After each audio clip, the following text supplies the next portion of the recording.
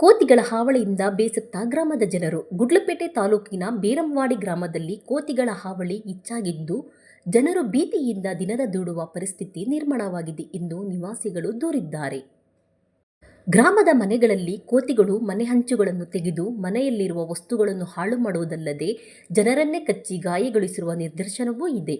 ಅಲ್ಲದೆ ಶಾಲೆಗೆ ಹೋಗುವ ಮಕ್ಕಳಿಗೆ ಕಿರುಕುಳ ನೀಡುತ್ತಿವೆ. ಇದರಿಂದ ಮಕ್ಕಳು ಶಾಲೆಗೆ ಭಯದಲ್ಲಿ ಹೋಗುವಂತಾಗಿದೆ. ಗ್ರಾಮದ ಶಾಲಾ ಅಂಗನವಾಡಿ ಆವರಣದಲ್ಲೂ ಊಟದ ವೇಳೆ ಮಂಗಗಳ ಹಾವಳಿ ವಿಪರೀತವಾಗಿದೆ.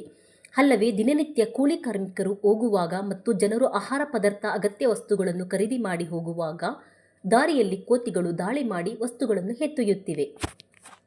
ರಸ್ತೆಯ ಬದಿ ಅಂಗಡಿ ಮಾಲೀಕರು ಮಾರಾಟಗಾರರಿಗೆ ವ್ಯಾಪಾರ ಮಾಡುವ ಬದಲು ಕೋತಿಗಳನ್ನು ಕಾಯುವುದೇ ಒಂದು ದೊಡ್ಡ ಸಮಸ್ಯೆಯಾಗಿದೆ.